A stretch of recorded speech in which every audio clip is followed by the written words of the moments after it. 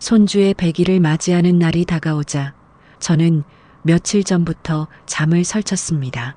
아이 하나가 태어나 100일을 무사히 넘긴다는 건 옛날부터 집안의 큰 기쁨이자 축복이라 하지 않습니까?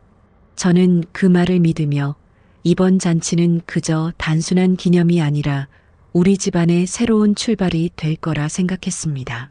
전날 밤에도 저는 부엌에 앉아 이것저것 손으로 챙기다가 새벽이 다 되어서야 겨우 눕게 되었습니다.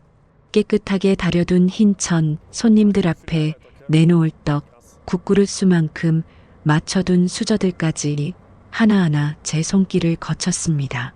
며느리가 준비를 많이 도와주었지만 제 마음은 늘 그렇듯 불안했습니다. 혹여 흠이 나면 안 된다. 첫 손주의 100일 잔치인데 내가 시어머니로서 부족하면 안 된다.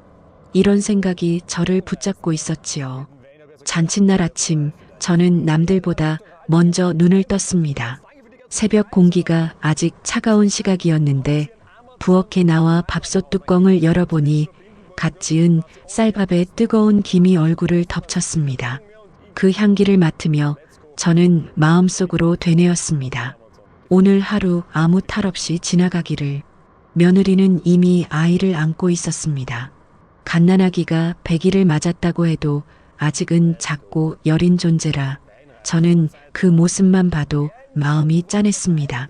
며느리가 한복 치마를 조심스레 들어 올려 젖병을 건네는 모습, 아이를 토닥이는 모습이 평소보다 더 예뻐 보였습니다. 그 순간만큼은 고부간의 거리가 조금은 좁혀진 듯 느껴졌습니다. 아들은 손주를 향해 휴대전화를 들고 연신 사진을 찍었습니다. 아유, 얘는 언제 이렇게 컸대? 아들의 그 말에 저는 속으로 흐뭇했습니다. 제가 키우는 건 아니지만 아이가 자라는 걸 바라보는 마음은 할머니도 아버지 못지 않았으니까요. 오전이 지나고 친척들이 하나둘 모여들었습니다. 대문 앞에서 반갑게 맞이하며 저는 마음속으로 다시금 다짐했습니다. 오늘은 내가 이 집안 어른으로서 흐트러짐 없이 모든 일을 편안하게 해야 한다. 거실엔 웃음소리와 아이 울음소리가 뒤섞여 따뜻한 온기가 감돌았습니다. 조카들이 아기 귀엽다 하며 사진을 찍고 어르신들이 건강하게만 자라다오 하고 축복을 빌어주셨습니다. 저는 부엌과 거실을 오가며 음식 접시를 채우고 사람들 얼굴을 살피며 마음을 졸였습니다. 그렇게 시간이 흐르자 드디어 잔치의 하이라이트가 다가왔습니다. 한쪽 벽에 스크린이 세워지고 준비한 영상이 상영될 차례였습니다. 아들이 며칠 동안 밤새워 만든 영상이라고 했습니다. 아기의 태어난 순간부터 지금까지의 사진을 모아놓은 것이라며 친척들에게 자랑을 하던 아들의 모습이 제 눈에 선했습니다. 모두가 의자에 앉아 스크린을 바라보았습니다. 불이 조금 어두워지고 음악이 잔잔히 흘러나왔습니다. 화면 속에는 갓 태어난 손주가 작고 붉은 얼굴로 울음을 터뜨리던 모습이 나왔습니다. 보는 이들마다 감탄이 터져나왔습니다. 아이고, 저 봐라, 태어나자마자 저렇게 건강했네. 얼굴이 아빠 반박이네. 저 역시 가슴이 뭉클했습니다. 지난 100일이 제게도 쉽지 않았습니다. 산후조리도 힘들게 한 며느리를 보살피고 아들이 직장에 치여 집안일을 못할 때는 제가 나서야 했습니다. 하지만 그 모든 게 이 순간 보상을 받는 듯 했습니다. 화면 속 손주가 미소를 지을 때마다 제 눈가에도 눈물이 맺혔습니다. 그런데 영상이 중간쯤 넘어갔을 때였습니다. 화면에 낯선 장면이 번쩍하고 떠올랐습니다. 저게 뭐지? 저는 잠시 숨을 멈췄습니다. 그곳에는 분명 며느리였습니다. 하지만 지금 이 자리에서 보던 단정한 며느리의 모습이 아니었습니다. 머리를 길게 풀고 얼굴엔 환한 미소를 지은 며느리가 낯선 남자와 손을 잡고 있었습니다. 더 충격적인 건 그 옆에 서 있는 두 아이였습니다. 전혀 모르는 얼굴, 하지만 혈연의 기운이 느껴지는 아이들. 잔치장의 공기가 순간적으로 무너져 내렸습니다. 저게 뭐야? 누군가 속삭이는 소리가 들렸습니다. 저는 심장이 덜컥 내려앉는 느낌이었습니다. 혹시 화면이 잘못된 건 아닐까 순간적으로 의심했습니다. 그러나 사진은 너무도 선명했고 며느리의 웃음은 너무도 익숙했습니다. 아들은 입술을 깨물며 화면을 노려보고 있었습니다. 제 손은 떨리기 시작했습니다. 저는 얼른 손주를 안아들었습니다. 아이가 무슨 죄가 있겠습니까? 하지만 제 품에 안긴 손주가 왜 이리도 무겁게 느껴지는지 제 가슴은 먹먹했습니다. 잔치장의 공기가 얼어붙은 듯 정적이 흘렀습니다. 아까까지만 해도 웃음소리와 박수소리가 가득했던 공간이었는데 갑자기 바람 한 점 불어오지 않는 겨울밤처럼 차갑게 변해버린 겁니다. 저는 순간적으로 손주를 품에 꼭 끌어안았습니다. 심장이 너무 세게 뛰어서 아이에게 전해질까 걱정될 정도였습니다. 제 귀에는 오로지 제 심장 박동 소리만 크게 들렸습니다. 스크린에서는 사진이 잠시 정지된 듯 그대로 화면에 박혀 있었습니다. 며느리의 얼굴은 환하게 웃고 있었지만 그 웃음은 지금 제 눈앞에서 창백하게 굳어 있는 며느리의 얼굴과 너무도 대조적이었습니다. 그때 여기저기서 작은 목소리들이 흘러나오기 시작했습니다. 저게 진짜야? 저 남자는 누구야? 아이들 저 여자랑 닮은 것 같지 않아? 속삭임이 점점 커져갔습니다. 마치 물 위에 떨어진 돌멩이가 파문을 일으키듯 사람들 사이에서 의심과 놀람이 확산되고 있었습니다. 저는 며느리를 바라보았습니다. 그녀는 고개를 푹 숙이고 있었고 얼굴이 하얗게 질린 채 손가락만 떨고 있었습니다. 입술은 굳게 다물려 있었고 눈동자는 어디에도 머물지 못한 채 허공을 맴도는 듯 했습니다. 아들은 며느리를 향해 천천히 몸을 돌렸습니다. 이게 뭐야? 그의 목소리는 작았지만 너무나 선명하게 들렸습니다. 아들의 손등에는 핏줄이 붉어져 있었고 눈빛에는 당혹감과 분노 그리고 믿을 수 없는 충격이 뒤섞여 있었습니다. 저는 차마 입을 열 수가 없었습니다. 며느리에게 따지고 싶으면서도 그 자리에서 무슨 말을 꺼내야 할지 몰랐습니다. 잔치는 손주의 축복을 빌어야 하는 자리였습니다. 그런데 어쩌다 이런 일이 제 머릿속은 온통 혼란스러웠습니다. 그 순간 마이크 잡은 소리가 울렸습니다. 제가 직접 말씀드리겠습니다. 사람들의 시선이 단상 쪽으로 쏠렸습니다. 거기에는 낯설지만 동시에 이상하게 날 선 기운을 풍기는 한 남자가 서 있었습니다.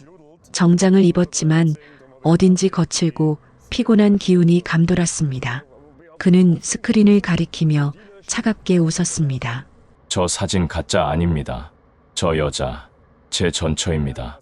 잔치장은 마치 폭발한 듯 술렁였습니다. 몇몇은 탄식을 터뜨렸고 몇몇은 손으로 입을 가렸습니다. 그 남자는 조금도 주저하지 않고 말을 이어갔습니다. 저와 결혼해서 아이 둘 낳고 살던 여자가 바로 저 사람입니다. 그런데 어느 날 저희를 두고 떠났습니다.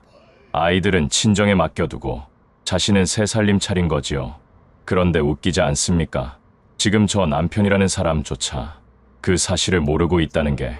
그의 말이 잔치장을 가득 메우는 순간 아들은 두 눈을 크게 뜨고 며느리를 바라보았습니다.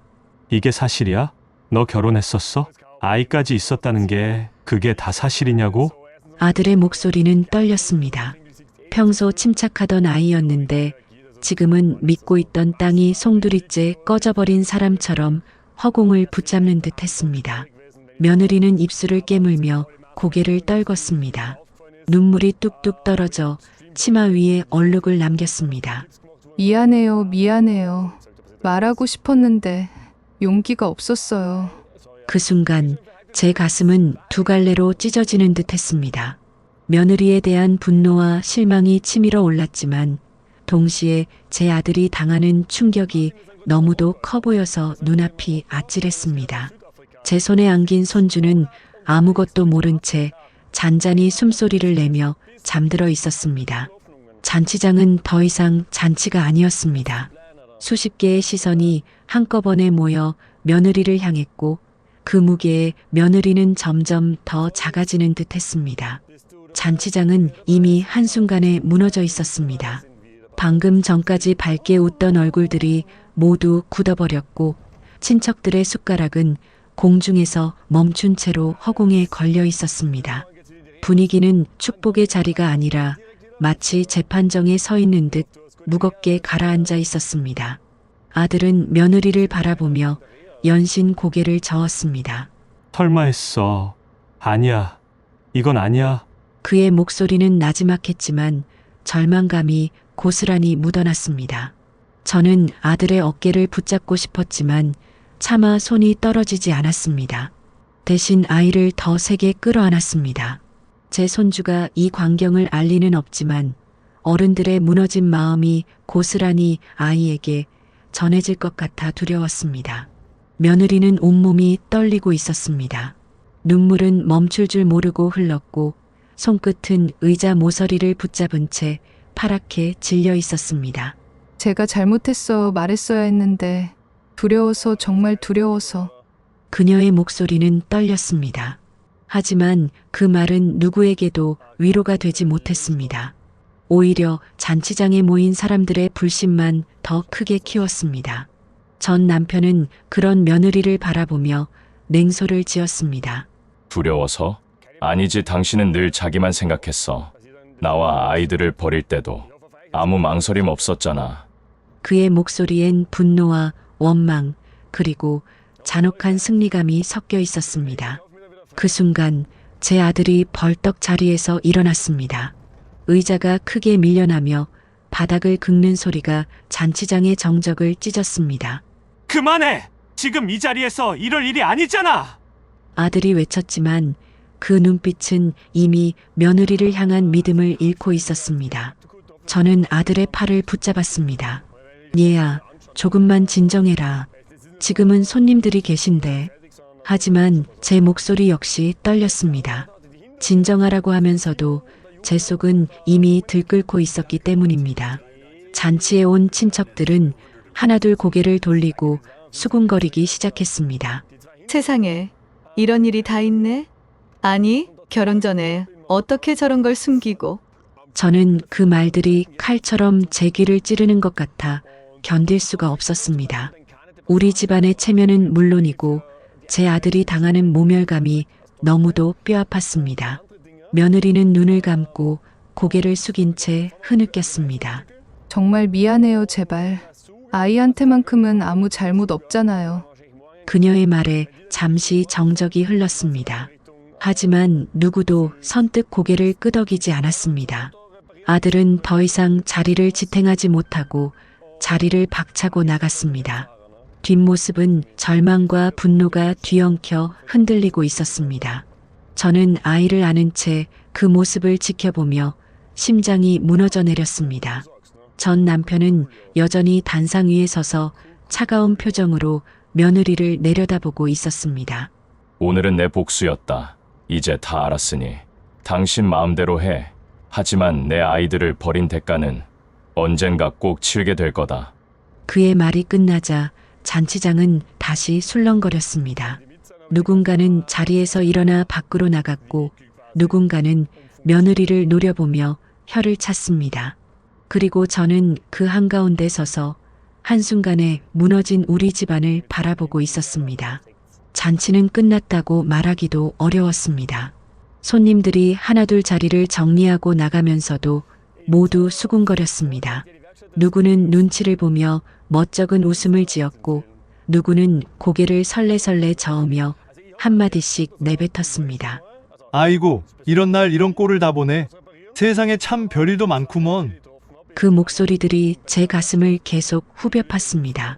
사람들은 곧 잊을지 몰라도 이 수치는 오래도록 우리 가족의 그림자로 남을 거라는 걸 저는 알았습니다. 문이 닫히고 집안이 조용해졌을 때 거실엔 세 사람만이 남아 있었습니다. 저, 아들, 그리고 며느리. 손주는 제 품에서 잠들어 있었지만 아이의 고른 숨소리가 오히려 이 상황의 잔혹함을 더 크게 드러내는 듯 했습니다. 아들은 두 손으로 머리를 감싸쥐고 있었습니다.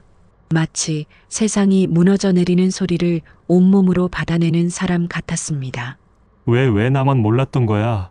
그의 목소리는 깊이 가라앉아 있었습니다. 경로의 외침이 아니라 배신당한 사람의 허탈함이었습니다. 며느리는 바닥에 무릎을 꿇고 울먹였습니다. 말하려고 했어요. 진짜였어요. 근데 당신을 잃을까봐 너무 두려웠어요. 그 말에 아들은 고개를 번쩍 들었습니다. 눈은 이미 충혈되어 있었습니다. 두려웠다고? 두려워서 숨겼다고? 나를 사랑한다면서 어떻게 제일 중요한 걸 숨길 수가 있어? 결혼도, 아이들도, 그게 다 내가 모르는 과거였다고? 그의 목소리는 떨리면서도 칼날처럼 날카로웠습니다.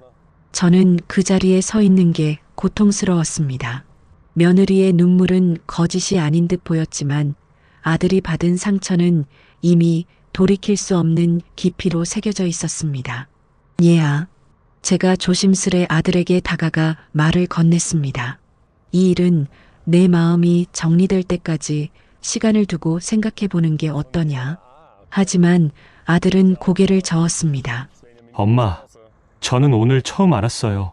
제가 지금껏 믿고 의지했던 사람이 저한테 가장 큰 걸 숨기고 있었다는 걸.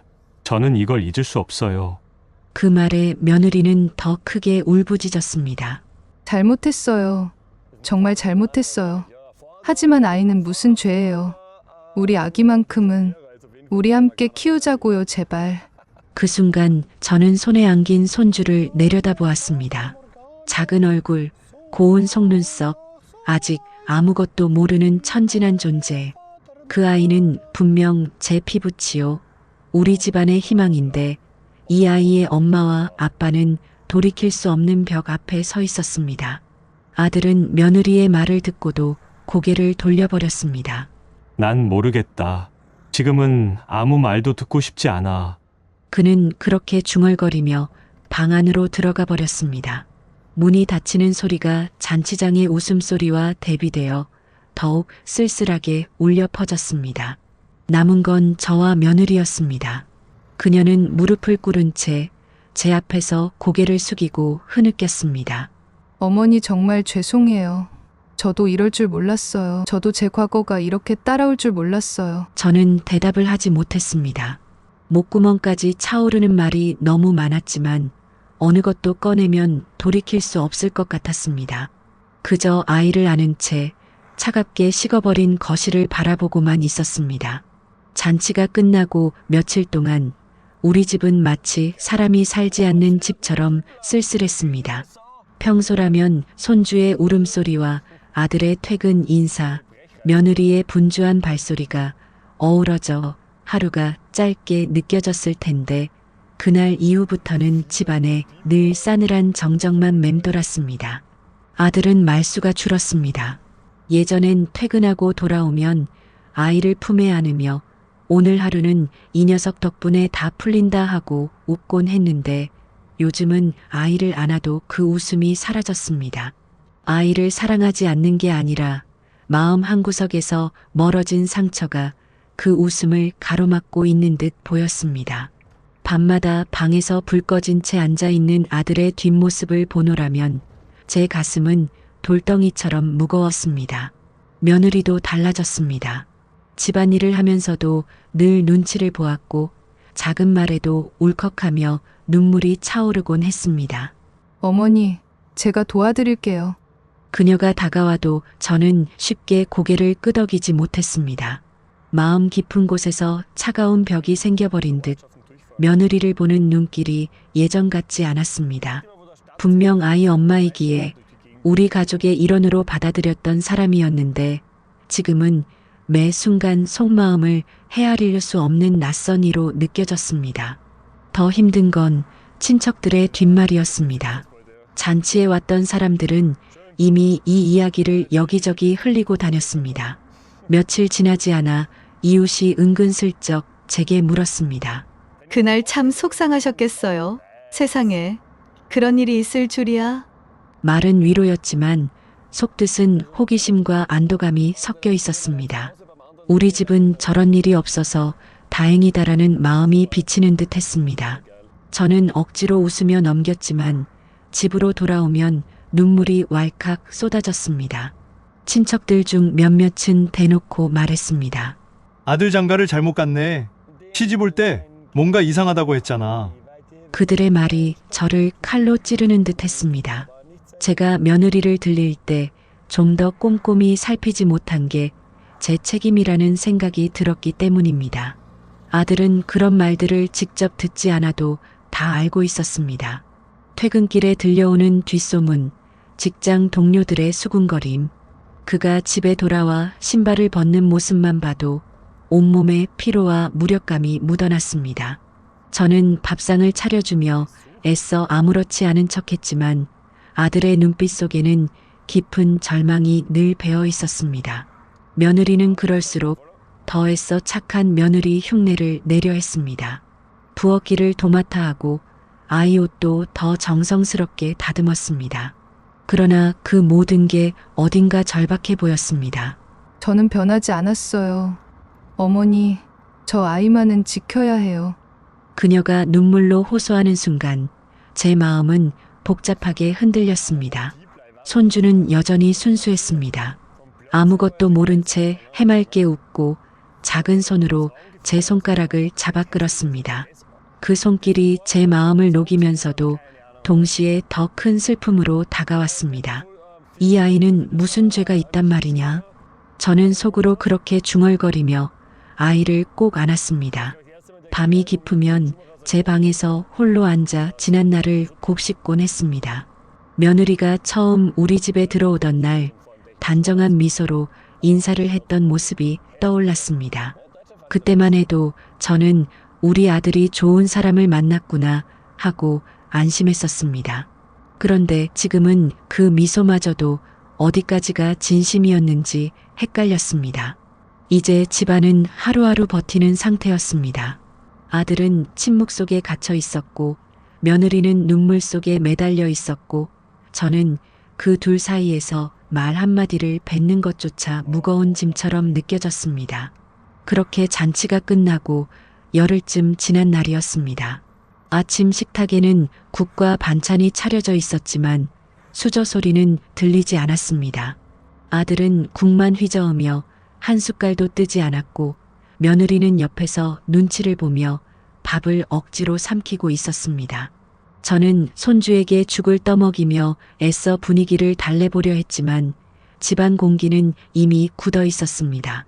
아들이 수저를 내려놓으며 말했습니다. 엄마, 나 잠깐 드릴 말씀이 있어요. 그 말에 제 손은 멈췄습니다. 며느리도 젓가락을 내려놓고 고개를 들었습니다. 아들은 잠시 침묵하다가 낮게 내뱉듯 말했습니다. 저는 더 이상 모르겠습니다. 어떻게 이 사람과 같은 집에 있어야 하는지. 그 말에 며느리의 얼굴이 하얗게 질렸습니다. 여보, 제발 아이 생각 좀 해줘요. 나를 미워해도 아이는. 그녀는 손을 내밀며 애원했지만 아들은 그 손을 쳐다보지도 않았습니다. 저는 숨이 막히는 듯 했습니다. 얘야, 아무리 그래도 천천히 생각해라. 아직은 흥분이 가시지 않았잖니. 제가 그렇게 붙잡으려 했지만 아들은 고개를 저었습니다. 엄마, 흥분이 아니라 배신이에요. 제 인생에서 가장 소중한 걸 속인 건데 어떻게 다시 믿을 수 있겠어요? 그의 목소리에는 단단한 벽 같은 결심이 느껴졌습니다. 며느리는 눈물을 쏟으며 무릎을 꿇었습니다. 잘못했어요. 제발 한 번만 기회를 줘요. 다시는 숨기지 않을게요. 아이한테 엄마가 필요하잖아요. 그녀의 절박한 목소리가 거실에 울려 퍼졌지만 아들의 표정은 이미 굳어 있었습니다. 아이를 위해서라도 오히려 이렇게는 안 돼요. 나는 더는 당신 옆에서 남편으로 살 수 없어요. 그 순간 제 눈앞이 아찔했습니다. 저는 아이를 품에 안고 있었지만 손에 힘이 빠져 아이가 흔들릴 뻔했습니다. 눈물이 치밀어 올랐지만 그 앞에서 울 수는 없었습니다. 며느리는 제 쪽을 향해 절규했습니다. 어머니, 제가 잘못했어요. 하지만 제발 말 좀 해주세요. 저 혼자 아이를 어떻게 키워요. 제발 아들한테 한마디만 해주세요. 저는 멈칫했습니다. 며느리의 눈물은 진심처럼 보였지만 제 아들의 상처가 너무 크다는 걸 누구보다 잘 알고 있었습니다. 그 둘 사이에 섣불리 끼어드는 순간 어느 한쪽은 더 큰 상처를 입을 게 분명했습니다. 아들은 자리에서 일어나 방으로 들어가 버렸습니다. 문이 닫히는 소리가 쿵 하고 울렸고 집안은 다시 정적에 잠겼습니다. 며느리는 바닥에 주저앉아 흐느꼈습니다. 저는 아이를 안은 채 서 있었습니다. 눈앞에 있는 이 젊은 며느리가 안쓰럽기도 했지만 제 속은 배신과 분노로 가득 차 있었습니다. 결국 이렇게까지 될 줄 알았다면 아예 처음부터 사실을 말했어야지. 제 마음속에서 끊임없이 그런 말이 맴돌았습니다. 그날 이후로 아들의 태도는 눈에 띄게 달라졌습니다. 예전에는 퇴근 후 곧장 집으로 들어와 아이를 안고 며느리와 함께 시간을 보내던 사람이었는데 이제는 늦은 밤이 되어야 겨우 들어왔습니다. 가끔은 술 냄새가 묻어 있었고 들어오자마자 방으로 들어가 문을 잠그곤 했습니다. 며느리는 그런 아들의 모습을 볼 때마다 두려움에 떨었습니다. 밤마다 제 방문을 두드리며 찾아와 속삭이듯 말했습니다. 어머니, 저 어떡하면 좋아요. 남편이 저를 더는 보지도 않아요. 아이 때문에라도 붙잡아야 하는데 저 혼자선 힘이 없어요. 저는 차마 곧바로 대답하지 못했습니다. 며느리의 두 눈은 간절했지만 제 마음속에는 분노와 의심이 여전히 자리 잡고 있었습니다. 내가 그때 사실만 털어놨더라면. 그 말이 목구멍까지 차올랐지만 끝내 내뱉지는 못했습니다. 대신 저는 담담하게 말했습니다. 지금은 내가 할 수 있는 게 없다. 아들이 스스로 마음을 정리할 때까지 지켜보는 수밖에 없다. 하지만 며느리는 고개를 저으며 매달렸습니다. 어머니, 제발 어머니께서 나서주시면 안 돼요? 아들이 어머니 말씀은 듣잖아요. 저를 위해서가 아니라 우리 아이를 위해서라도. 그 말에 제 가슴은 흔들렸습니다. 손주가 엄마 품에서 자라야 한다는 건 저도 잘 압니다. 하지만 동시에 제 아들이 배신과 수치심 속에서 하루하루 무너져가는 모습을 지켜보는 것도 제겐 견딜 수 없는 일이었습니다. 며칠 뒤 결국 아들은 제 앞에 앉아 단호하게 말했습니다. 엄마, 저는 이제 결심했어요. 이혼하겠습니다.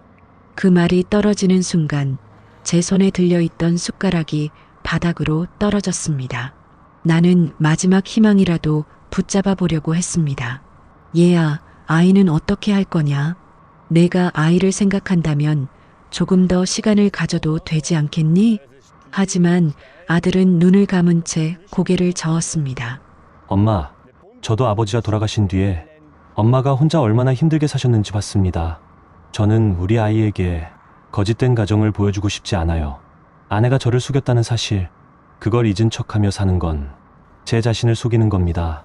그 말에 저는 더 이상 아무 말도 할 수 없었습니다. 제 눈엔 눈물이 맺혔지만 아들의 결심은 이미 바위처럼 굳어져 있었습니다. 며느리는 그날 밤 무릎을 꿇고 울었습니다. 어머니, 제가 다 잘못했어요. 그래도 제발 이 집에서 나가라고만 하지 말아주세요. 저한테도 아이가 전부예요. 아이만큼은 제 곁에 두게 해주세요.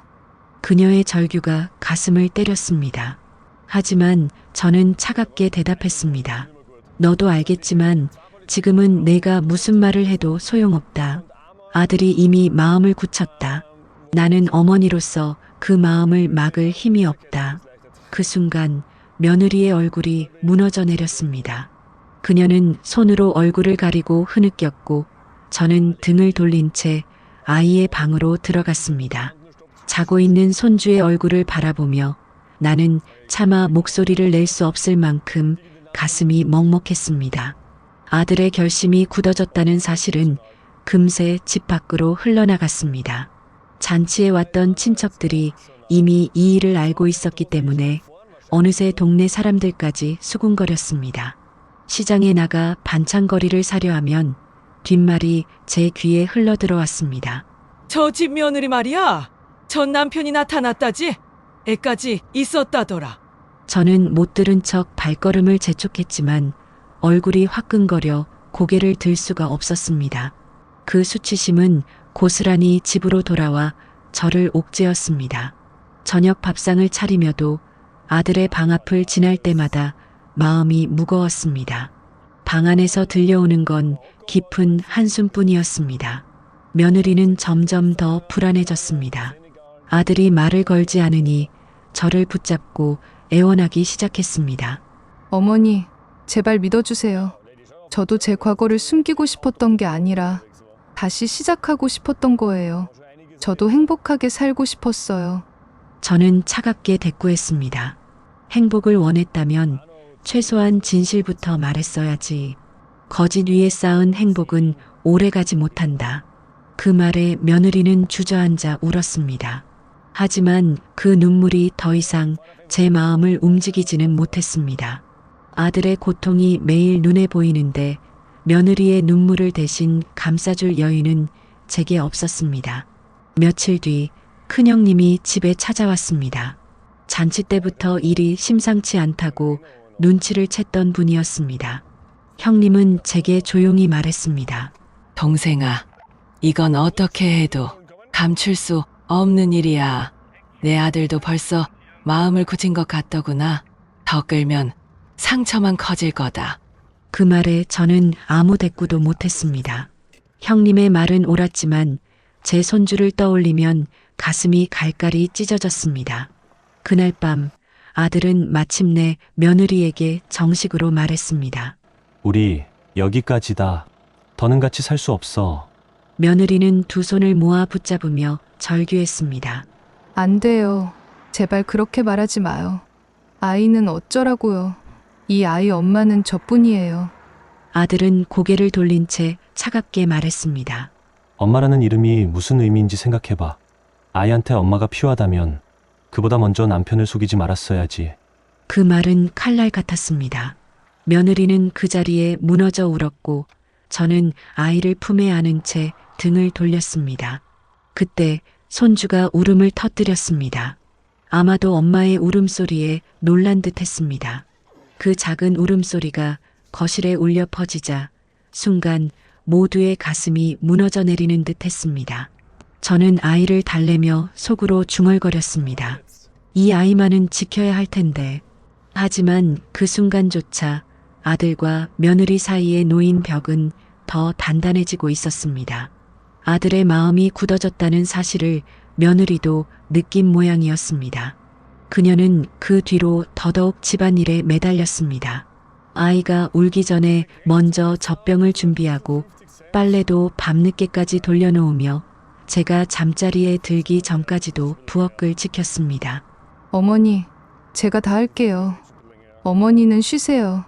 그녀는 자꾸 그렇게 말했지만 저는 그 말이 부담스러웠습니다. 마치 떠나지 않으려 발버둥치는 모습 같아 더 애잔하게만 보였으니까요. 아들은 그런 며느리를 애써 외면했습니다. 아이를 안고 있어도 며느리와 눈이 마주치면 고개를 돌려버렸습니다. 그 차가운 공기가 집안에 가득 차 저는 매 순간 긴장 속에서 하루를 버텼습니다. 그러던 어느 날 저녁 며느리가 제 방 문을 두드렸습니다. 문을 열자 그녀는 눈이 벌겋게 충혈된 얼굴로 서 있었습니다. 어머니, 저 정말 나가야 하나요? 그녀의 목소리는 갈라져 있었습니다. 저는 잠시 말이 막혔습니다. 아들의 뜻을 알면서도 그 질문에 바로 대답할 수가 없었습니다. 그녀는 손을 떨며 말을 이어갔습니다. 저도 제 과거가 잘못이라는 거 알아요. 하지만 아이만은 저랑 같이 있게 해주세요. 아이가 제 품에서 떨어져 나간다고 생각하면 숨이 막혀요. 그녀의 눈물이 제 마음을 흔들었지만 동시에 분노도 함께 끌어올랐습니다.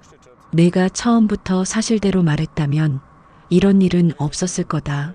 아이에게 엄마가 필요하다는 말, 그건 맞는 말이지. 하지만 남편을 속인 엄마가 제대로 아이를 지켜낼 수 있을까? 그건 나도 모르겠다. 그 말에 며느리는 바닥에 주저앉아 울음을 터뜨렸습니다. 그 울음은 절규에 가까웠고 아이가 방에서 놀라 울기 시작했습니다. 저는 얼른 아이를 품에 안았고 그 작은 몸이 제 품에서 떨리고 있었습니다. 그때 저는 결심했습니다. 아이만큼은 어떤 일이 있어도 지켜내야 한다는 것을. 며칠 뒤 아들은 이혼 서류를 내밀었습니다. 이제 더 미루지 않겠습니다. 당신이 원하든 원치 않든 우리 사이는 끝났습니다. 며느리는 그 종이를 붙잡고 울부짖었습니다. 안 돼요. 제발 한 번만 더 생각해줘요. 내가 다 잘못했어도 우리 아이만은 이렇게 만들면 안 되잖아. 아들은 차갑게 고개를 저었습니다. 아이를 위해서라도 더는 거짓된 가정을 유지하지 않겠다. 그 말은 단호했고 그 순간 며느리는 더 이상 말문을 열지 못했습니다. 그녀는 아이에게 다가와 얼굴을 묶고 눈물을 쏟았습니다. 엄마가 미안해, 정말 미안해. 저는 그 광경을 지켜보며 숨이 막혔습니다. 제 아들을 탓할 수도 며느리를 감쌀 수도 없는 처지였습니다. 그저 손주를 품에 안고 작은 숨소리를 느끼며 가슴 깊이 다짐했습니다. 아무리 힘들어도 내가 이 아이만은 끝까지 지켜내야 한다.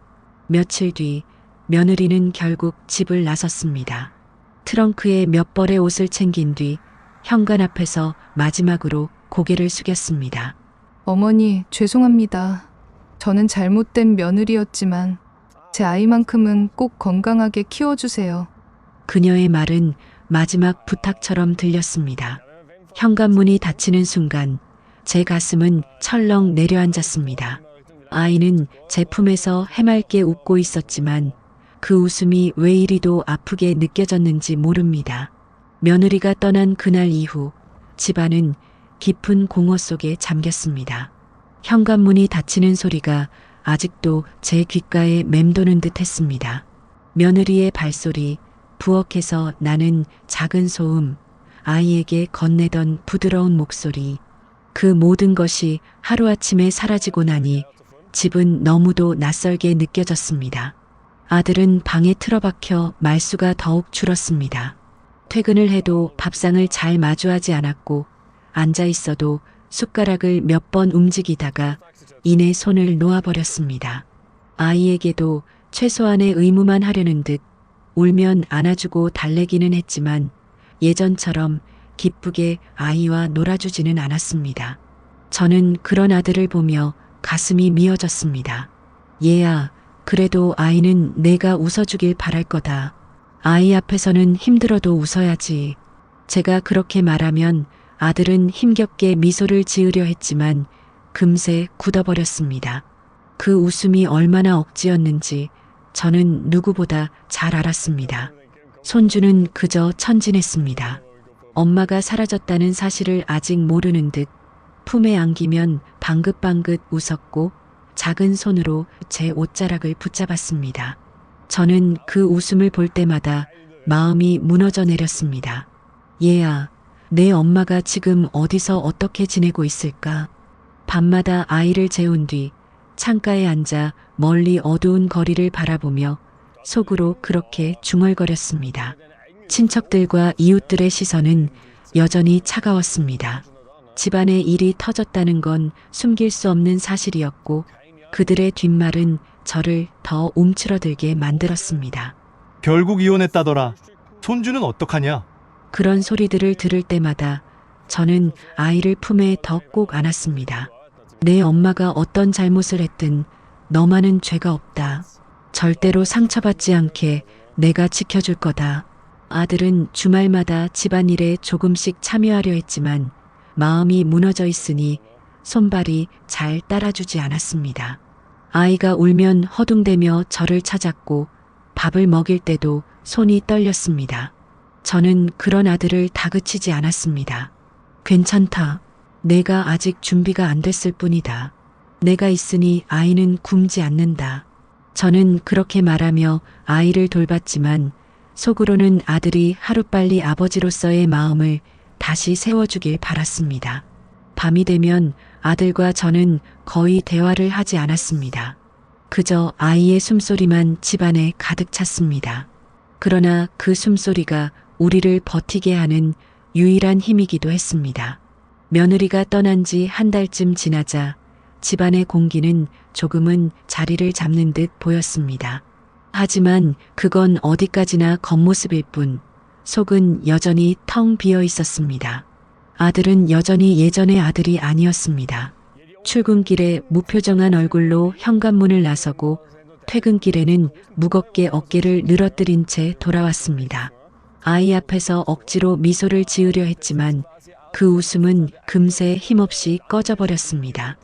저는 그런 아들의 등을 바라보며 마음속으로 늘 중얼거렸습니다.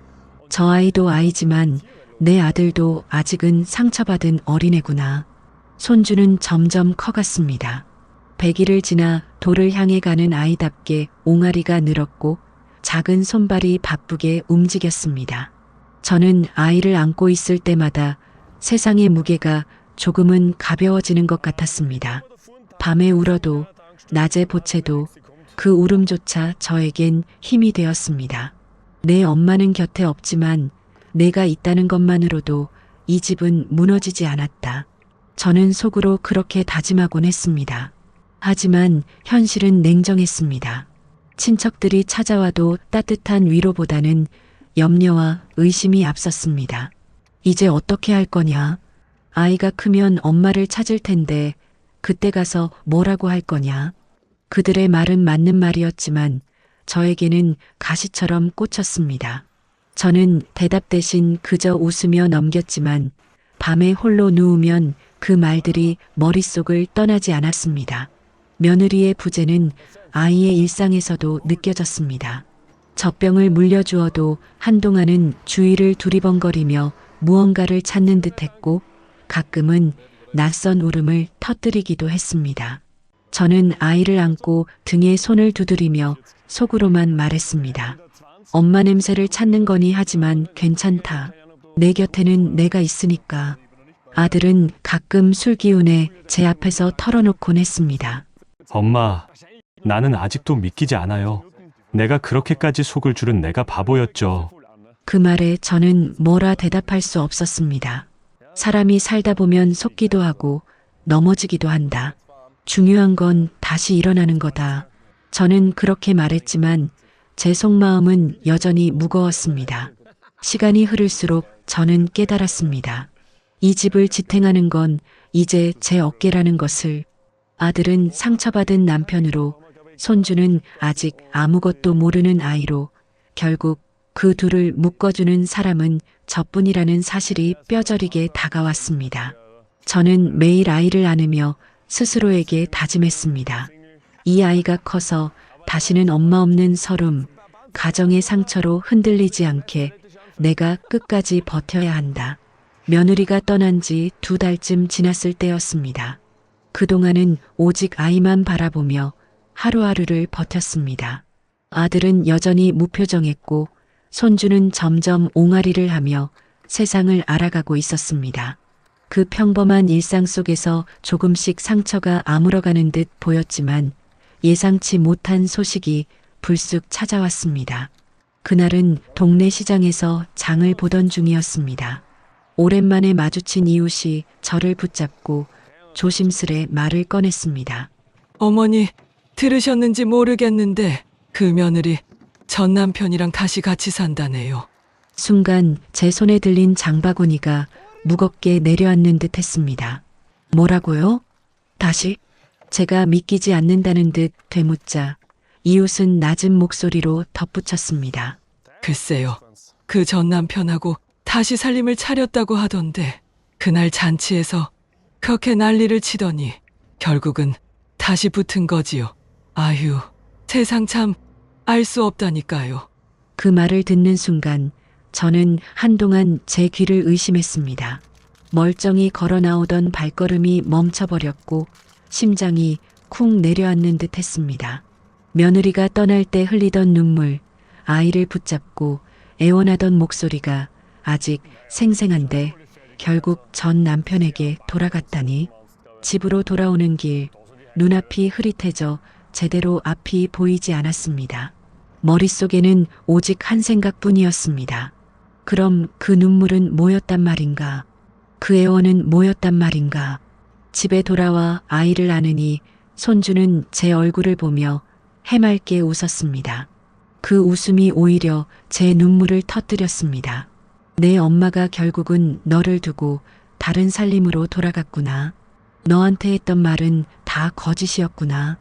그날 저녁 저는 이 소식을 아들에게 차마 전하지 못했습니다. 아들은 겨우 마음을 추스르려는 중이었고 또다시 그를 무너뜨릴 수 없었습니다. 하지만 아들은 눈치 빠른 아이답게 제 얼굴을 보며 물었습니다. 엄마, 무슨 일 있으세요? 저는 억지 미소를 지으며 고개를 저었습니다. 아니야. 그냥 장을 보느라 조금 지쳤어. 밤에 홀로 방에 앉아 있자니 이 소식을 어찌해야 할지 갈피를 잡을 수 없었습니다. 며느리에 대한 분노가 끌어올랐습니다. 차라리 처음부터 솔직했다면 이렇게까지는 안 됐을 텐데 결국은 다시 전 남편에게 갔다니. 그녀가 아이를 떠나면서 했던 말들이 하나하나 거짓처럼 느껴졌습니다. 그러나 동시에 제 마음속엔 설명할 수 없는 허전함이 피어올랐습니다. 그럼 이 아이는 평생 엄마 없는 아이로 살아야 한다는 건가? 손주의 미래를 떠올리자 가슴이 미어졌습니다. 며칠 후 아들은 결국 소문을 전해 들었습니다. 누군가 회사 동료를 통해 그 얘기를 전해준 겁니다. 아들은 제 앞에서 쓰러질 듯 앉아 한참을 말없이 있더니 낮게 중얼거렸습니다. 결국 그렇게 되는 거였군요. 그 한마디에 저는 아무 말도 할 수 없었습니다. 그저 아들을 바라보며 그리고 제 품에 안긴 손주를 바라보며 이 집안을 끝까지 버텨야 한다는 다짐만을 되뇌었습니다. 아들이 며느리의 소식을 듣고 난 그날 밤 집안은 숨조차 크게 쉴 수 없을 만큼 무거웠습니다. 저녁상은 차려져 있었지만 아들은 젓가락조차 들지 않았습니다. 아이 울음소리가 들려도 아들은 일어나지 않았습니다. 마치 세상과 단절된 듯 의자에 앉아 고개를 숙인 채 한참을 꼼짝도 하지 않았습니다. 저는 그 모습을 지켜보며 애써 아이를 품에 안았습니다. 아이의 작은 손길은 제 뺨을 더듬었지만 그 부드러움조차 제 눈시울을 붉게 만들 뿐이었습니다. 얘야, 너는 모르겠지. 내 엄마가 어디 있는지도 왜 떠났는지도 그저 품을 찾을 뿐인데 속으로 그렇게 중얼거릴 때마다 눈물이 치밀었습니다. 며칠이 지나도 아들의 모습은 크게 달라지지 않았습니다. 출근을 해도 예전보다 더 지쳐 돌아왔고 주말이면 방에만 틀어박혀 있었습니다. 가끔은 술에 취해 돌아와 제 앞에서 중얼거렸습니다. 엄마, 내가 그렇게까지 사랑했던 사람이 결국은 그 집으로 돌아갔다네요. 나보다 더 중요한 게 있었다는 거잖아요. 그의 목소리는 담담했지만 그 담담함 속에 깊은 체념과 절망이 담겨 있었습니다. 저는 그 말을 들을 때마다 가슴이 쿵 내려앉았습니다. 아들이 다시는 마음을 열지 못할까, 손주마저 그 상처 속에서 자라날까 두려웠습니다. 손주는 점점 자라나며 엄마의 부재를 어렴풋이 느끼는 듯 했습니다. 밤중에 울음을 터뜨릴 때면 한동안 방문 쪽을 바라보며 울다가 제 품에 안겨 겨우 진정하곤 했습니다. 그 모습이 저를 더 아프게 했습니다. 그래, 내 마음속에도 엄마 자리가 있겠지. 하지만 그 자리를 채워줄 수 있는 사람은 이제 나밖에 없구나. 이웃들의 시선은 여전히 곱지 않았습니다. 시장에서 만난 사람들은 속삭이듯 제게 말하곤 했습니다. 아이고, 며느리가 결국은 옛집으로 갔다면서요? 저는 그 말에 웃는 얼굴을 했지만 집에 돌아와서는 문을 닫고 한참을 울었습니다. 남의 눈에는 그저 가십일 뿐이지만 제겐 이 집안의 상처였습니다. 그럼에도 저는 쓰러질 수 없었습니다. 아이의 젖병을 챙기고 빨래를 널고 밥을 지으며 매일을 버텼습니다. 아들에게도 말했습니다. 얘야, 우리가 힘들어도 아이는 무슨 죄가 있겠니? 너도 아버지잖아. 아이를 보면서 다시 일어서야 한다. 아들은 고개를 끄덕였지만 그 눈빛 속의 허무함은 지워지지 않았습니다. 그래도 저는 믿었습니다. 시간이 흘러 손주가 더 자라고 그 웃음이 더 커지면 아들의 마음에도 다시 빛이 스며들 거라고. 그날 밤 손주가 제 품에서 잠든 얼굴을 바라보며 저는 다짐했습니다. 내 엄마는 다른 길을 선택했지만 너만은 여기서 건강히 크도록 내가 끝까지 지켜주마. 아무리 험한 소문이 우리를 따라다녀도 이 집안의 끈은 내가 놓지 않을 거다. 세월은 잔인할 만큼 빠르게 흘렀습니다. 어제까지만 해도 작은 손으로 제 손가락을 움켜쥐던 손주가 어느새 제법 또렷한 말을 하기 시작했습니다. 걸음마를 배우고 장난감을 집어 던지며 까르르 웃는 모습은 제게 가장 큰 위안이자 희망이었습니다. 하지만 아이가 커갈수록 두려운 순간이 다가오고 있음을 저는 알고 있었습니다. 그날도 평범한 오후였습니다. 손주를 무릎에 앉혀 과일을 잘라주고 있었는데 아이가 갑자기 제 얼굴을 올려다보며 물었습니다. 할머니, 엄마는 어디 갔어? 그 말은 제 가슴을 그대로 찌르는 칼날 같았습니다. 순간 손에 들고 있던 포크가 덜컥 떨어졌습니다. 저는 애써 웃음을 지으며 대답을 피하려 했습니다. 엄마는 멀리 갔단다. 하지만 우리 아가는 걱정할 거 없어. 할머니가 곁에 있잖니. 그러자 아이는 고개를 갸웃하며 다시 물었습니다. 왜 멀리 갔어? 언제 와? 그 맑은 눈동자가 저를 찌르는 순간 저는 차마 대답을 이어가지 못했습니다. 그저 아이를 꼭 안고 곧 오실 거야 하고 중얼거릴 수밖에 없었습니다. 하지만 방 안으로 들어가고 나서야 저는 벽에 기대 눈물을 쏟았습니다. 과연 내가 잘한 걸까? 아이에게 언젠가는 진실을 말해야 할 텐데 언제까지 이렇게 감출 수 있을까? 아들도 비슷한 고민에 빠져 있었습니다. 아이의 질문을 들은 날 저녁 아들은 제게 말했습니다. 엄마, 이 아이가 커가면서 엄마를 찾는 건 당연한 거잖아요. 근데 뭐라고 해야 합니까? 저는 아직도 그 사람 이름조차 입에 올리기 싫은데. 저는 아들의 어깨를 토닥이며 말했습니다. 지금은 말할 때가 아니다. 아이가 더 자라고 제대로 받아들일 수 있을 때가 오면 그때 말해주자. 지금은 아직 몰라도 되는 나이다. 그렇게 말했지만 제 마음은 무거웠습니다. 언젠가는 아이가 학교에 가고 또래 아이들처럼 엄마 얘기를 나누게 될 것입니다. 그때 아이가 나는 엄마가 없어라고 말해야 한다면 그 상처가 얼마나 클지 저는 짐작조차 하기 싫었습니다. 며칠 뒤 아이는 또다시 저를 붙잡고 물었습니다. 할머니, 엄마 보고 싶어. 그 말에 저는 차마 웃지도 못하고 눈물이 고여버렸습니다. 아이는 아무것도 모르고 제 얼굴을 손으로 쓰다듬으며 말했습니다. 할머니, 울지 마, 나 있잖아. 그 순간 저는 깨달았습니다. 이 어린아이가 이미 엄마의 빈자리를 어렴풋이 느끼고 있고 동시에 저를 지켜주려 한다는 것을. 그게 더 마음을 아프게 했습니다. 손주가 3살쯤 되었을 때 저는 본격적으로 고단함을 느끼기 시작했습니다.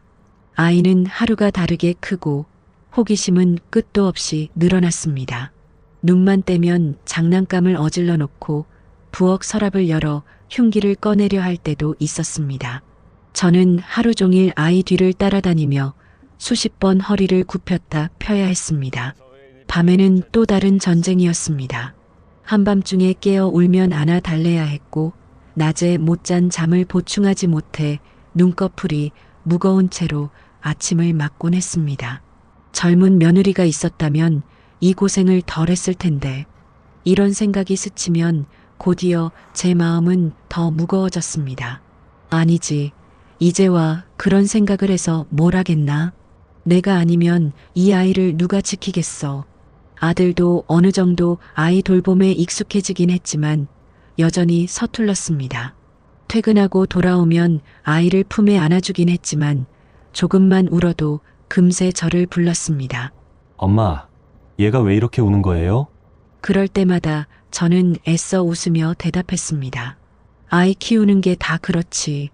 울어야 클 힘도 생기는 거야. 그렇게 하루하루 고단하게 살아가던 어느 날 뜻밖의 소문이 또다시 제 귀에 들어왔습니다. 동네에서 오랫동안 알고 지내던 사람이 저를 붙잡고 은근한 목소리로 말했습니다. 며느리 말이에요. 요즘 그 전 남편이랑 잘 산다던데요. 새 집을 얻었다나 봐요.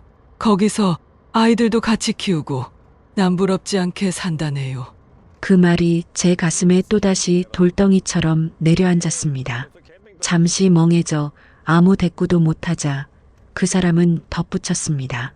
사람 일이란 게 참 알 수 없어요. 자기 아이들은 챙기면서 여기 손주는 두고 갔다니 어머니는 속 많이 쓰이시겠어요.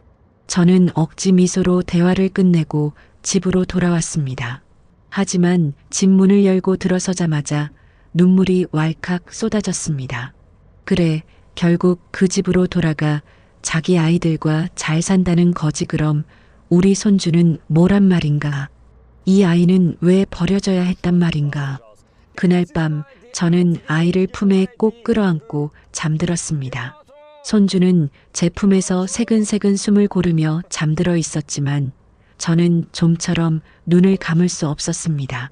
며느리에 대한 분노와 원망, 그리고 어쩔 수 없이 남아있는 연민이 뒤엉켜 가슴을 후벼 팠습니다. 아들도 곧 그 소문을 알게 되었습니다. 회사 동료의 입에서 나온 말이었습니다. 아들은 웃음인지 울음인지 알 수 없는 표정을 지으며 제게 말했습니다. 엄마, 저는 이제 아무 감정도 안 듭니다. 다만 우리 아이만 보며 가슴이 미어질 뿐이에요. 얘는 아무 잘못도 없는데. 그 말에 저는 눈물이 났습니다. 그래, 맞다. 이 집안의 고통은 다 어른들 탓이지. 아이는 죄가 없다. 그러니 우리가 끝까지 아이를 지켜내야 한다. 그날 이후 저는 마음을 다잡았습니다. 며느리가 어디서 어떻게 살든 어떤 소문이 다시 흘러들어오든 그것에 흔들리지 않겠다고. 내가 붙들어야 할 건 오직 손주의 손, 그리고 상처받은 아들의 마음뿐이라는 것을.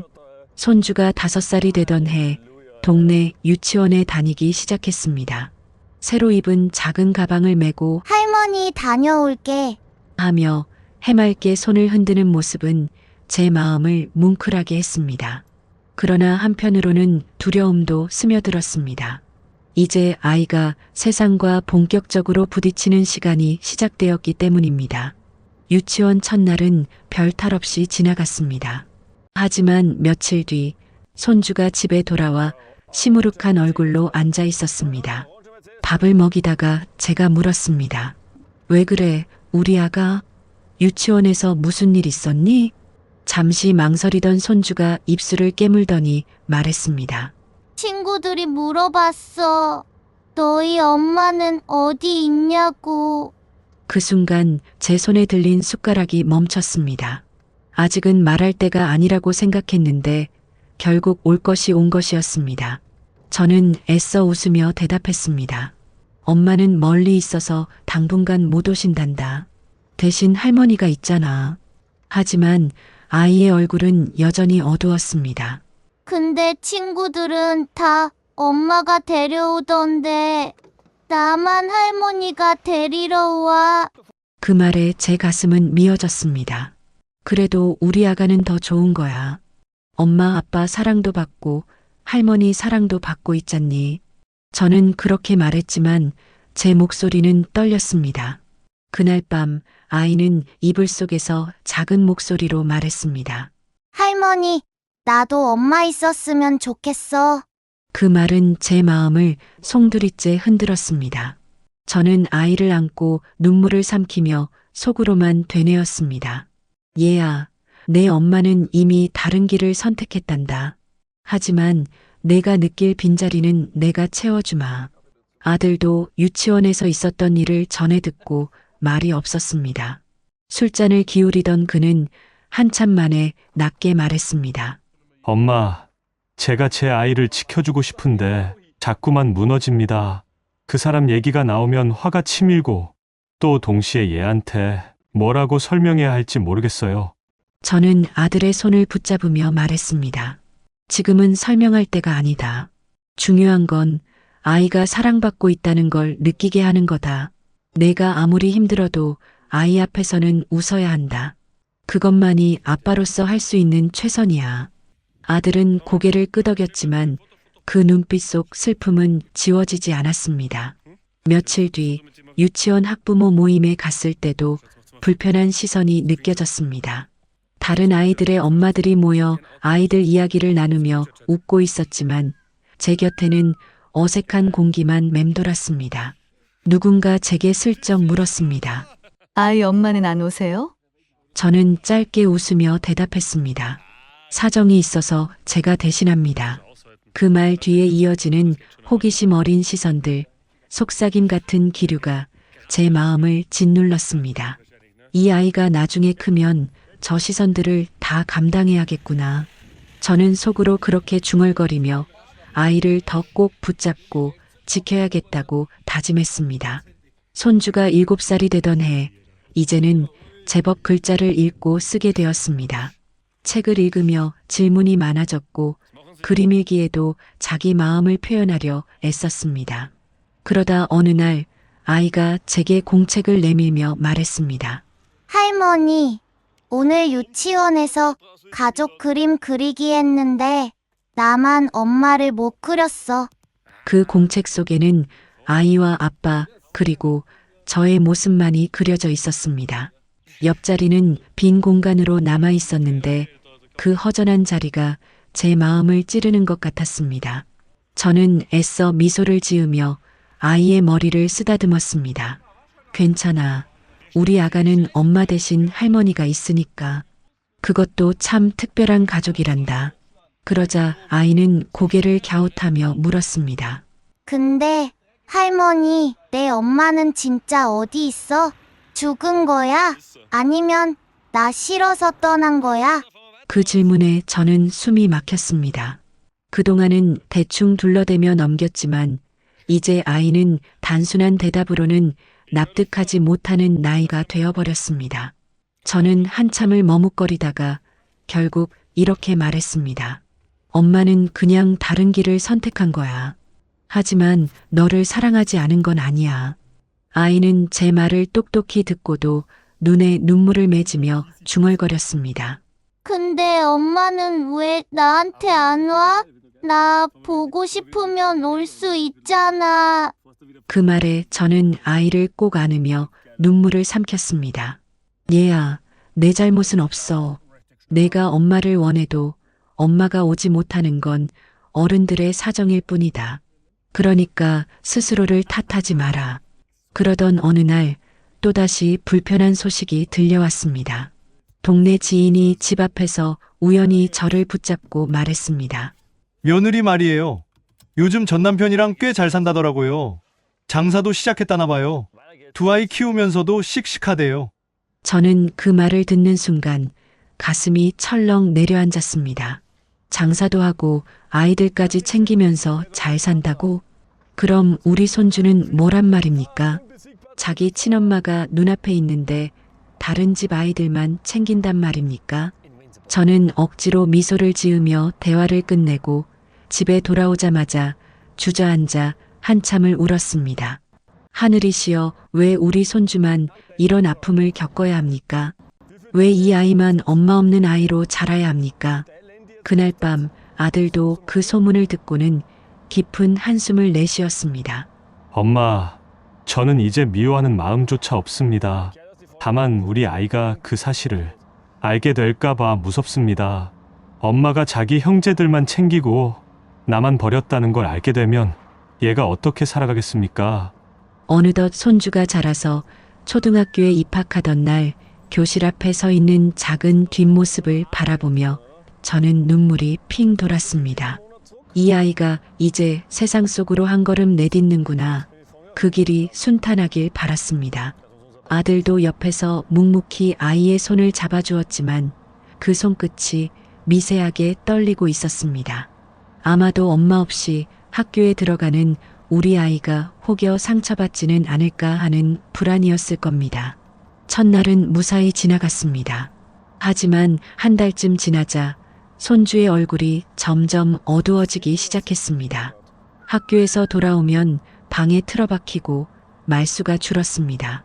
저는 걱정스레 다가가 물었습니다. 얘야, 학교에서 무슨 일 있었니?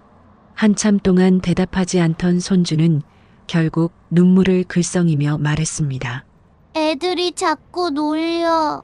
엄마 없는 애라고. 왜 우리 집엔 할머니만 있냐고. 그 말에 제 가슴은 철렁 내려앉았습니다. 그동안 피하려고만 했던 현실이 결국 아이 앞에 나타나고 만 것이었습니다. 저는 아이를 꼭 안으며 말했습니다. 얘야, 엄마가 없다는 게 부끄러운 일이 아니다. 가족의 모양은 다 다를 수 있는 거야. 우리 아가는 누구보다 소중하고 누구보다 사랑받고 있어. 그러나 그 말이 어린아이의 상처를 단번에 지울 수는 없었습니다. 손주는 제 품에서 흐느끼며 속삭였습니다. 그래도 나도 친구들처럼 엄마가 있었으면 좋겠어. 그 말은 제 심장을 후벼 파듯 아팠습니다. 저는 아이 몰래 방으로 들어와 한참을 울었습니다. 도대체 이 아이가 무슨 죄가 있길래 이런 서름을 당해야 하는가. 며칠 뒤 아들이 퇴근 후 아이의 이야기를 듣고는 깊은 한숨을 쉬었습니다. 엄마, 저는 이제 더 무섭습니다. 얘가 커가면서 엄마 얘기를 더 들을 텐데 그때마다 상처받을 걸 생각하면 차라리 진실을 알려주는 게 나을까요? 저는 고개를 저었습니다. 아직은 때가 아니다. 지금 아이에게 그 얘기를 들려주면 상처만 더 깊어진다. 지금은 너는 사랑받고 있다는 걸 계속 알려주는 게 더 중요하다. 아들은 고개를 끄덕였지만 표정은 무겁게 가라앉아 있었습니다. 그 무렵 또다시 소문이 흘러들었습니다. 며느리가 전 남편과 함께 장사를 하며 제법 자리를 잡았다는 얘기였습니다. 장사도 잘 되고 아이들도 씩씩하게 크고 있다더라. 그 말은 제 귀에 비수처럼 꽂혔습니다. 그녀의 두 아이는 엄마의 손길 속에서 크고 있는데 우리 손주는 엄마의 빈자리를 견디며 자라야 한다니. 저는 밤마다 손주의 잠든 얼굴을 쓰다듬으며 속으로만 중얼거렸습니다. 내 엄마가 널 버렸다고 느끼지 않게 하마. 내가 내 곁을 지켜서 너를 절대로 흔들리게 두지 않으마. 세월은 또 그렇게 흘렀습니다. 손주는 이제 초등학교 고학년이 되어 또래 아이들처럼 제법 의젓한 말투를 쓰기 시작했습니다. 여전히 가끔은 엄마에 대한 질문을 던졌지만 예전처럼 울음을 터뜨리지는 않았습니다. 대신 눈빛에 묻어나는 그리움이 제 마음을 더욱 아프게 했습니다. 저는 어느 날 아이에게 솔직하게 말했습니다. 얘야, 내 엄마는 내 잘못 때문에 떠난 게 아니다. 어른들 사이에 사정이 있었던 거야. 내가 사랑받을 자격이 없어서 그런 게 절대 아니란다. 손주는 잠시 고개를 숙이더니 조용히 말했습니다. 알아요, 할머니. 엄마가 없어도 나는 할머니랑 아빠가 있으니까 괜찮아요. 대신 할머니 오래오래 안 아프고 옆에 있어주세요.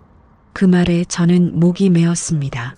그동안 아이를 위해 강해져야 한다고 다짐하며 버텨왔지만 정작 이 아이가 저를 위로해주고 있었습니다. 그래, 내가 이렇게 잘하는구나. 엄마가 없다고 해서 너의 인생이 부끄러운 건 아니란다. 아들도 어느새 달라져 있었습니다. 한때는 상처와 분노 속에 무너져 있던 아들이 이제는 아이의 미래를 위해 묵묵히 책임을 다하는 가장으로 성장해 있었습니다. 저녁 늦게까지 일하고 돌아와서도 아이의 숙제를 챙기고 주말이면 함께 운동장을 뛰는 모습을 보며 저는 가슴이 벅차올랐습니다. 세상 사람들은 여전히 뒷말을 하기도 했습니다. 며느리가 그 집에선 잘 산다더라. 손주는 불쌍하지. 그런 소리들을 들을 때마다 마음이 흔들렸지만 저는 이제 담담히 넘길 수 있었습니다. 왜냐하면 저는 알았기 때문입니다. 가족의 모양은 달라도 진심으로 지켜내면 그 안에서 충분히 행복을 만들 수 있다는 것을. 손주는 제 무릎에 앉아 종종 이런 말을 합니다. 할머니, 나 나중에 크면 할머니처럼 착한 사람이 될 거야. 힘들어도 도망가지 않는 사람. 그 말을 들을 때마다 저는 눈물이 핑 돌지만 그 눈물 속에는 이제 후회나 원망이 아니라 희망이 담겨 있습니다. 저는 깨달았습니다. 며느리의 거짓과 배신으로 시작된 상처였지만 그 아픔 속에서 제 아들과 손주는 더 단단해졌고 저는 가족의 참된 의미를 배웠습니다. 사람의 삶은 뜻하지 않은 시련으로 무너질 수도 있지만 끝까지 붙잡아야 할 것은 원망이 아니라 사랑이라는 것을, 아무리 상처가 크더라도 아이의 웃음을 지켜내는 힘은 결국 가족의 마음에서 나온다는 것을 저는 오늘도 손주의 손을 잡고 걸으며 속으로 다짐합니다. 내 엄마가 어떤 길을 선택했든 나는 너와 내 아빠를 끝까지 지켜낼 거다. 그리고 너를 통해 다시 웃음을 배우며 살아갈 거다.